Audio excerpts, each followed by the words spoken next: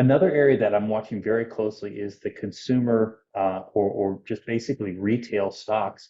And there's kind of a bifurcation going on in this market right now. There's a big difference between companies that sell to affluent consumers and companies that sell to lower income households that are, they're on a budget and because of what we've seen with inflation, those families are really struggling to make ends meet. And the stocks that are catering to the affluent side or the stocks that are catering to the middle America side, they're doing very differently depending on who their target customers are. So on the affluent side, these customers are actually doing very, very well. And there's two big reasons for that. First off, we've got a stock market that's actually in a bull market this year. Stocks are rebounding, and affluent customers are the ones that actually are more likely to have a 401k. They're more likely to have an IRA. They're more likely to have a brokerage account where they're making money as stocks move higher. Um, at the same time, affluent customers also are more likely to be homeowners. And the real estate market has actually held up really, really well. And that's because even with higher interest rates, people are not selling their homes. So there's less inventory on the market, which, again, just like oil, whenever you have less availability of something, it naturally pushes the price higher. So consumers who actually own their own homes are sitting there and they're looking on Zillow or whatever other information they can get, and they're seeing the value of their homes moving higher. Now, that doesn't necessarily just add cash to their account so they can spend it, but it makes them feel more confident that, yes, I've got wealth that's building in my home. I've got wealth that's building in my retirement account. So I feel a little bit more comfortable buying a cruise, or I feel a little bit more comfortable buying something, uh, enjoyable for myself or a family member.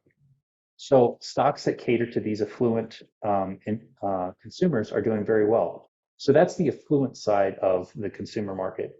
The lower income, as we know, they're challenged by inflation. And especially there's two areas of inflation that are really hitting this group of consumers very hard.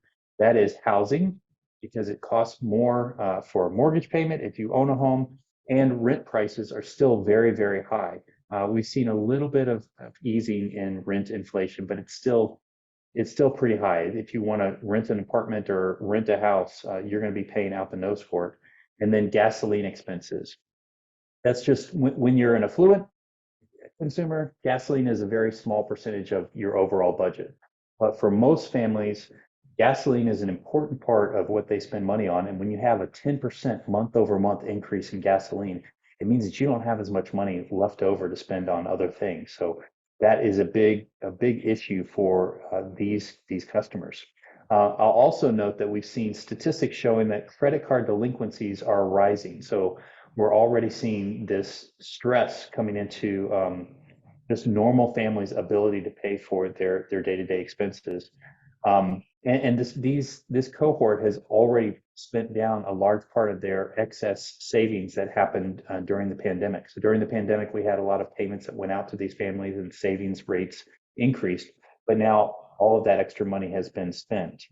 Another thing for the stocks, for the companies that sell to these lower income families, is that we've seen theft as a major issue. So as frustrating as it is when families are having a hard time, it's easier to justify theft. And a lot of this has actually not been individuals and families. There's been organized crime. And people know that if I steal less than $800 in this municipality, or if I steal less than $500 in this city, then I won't be prosecuted. And so those laws are actually encouraging more theft at some of these stores.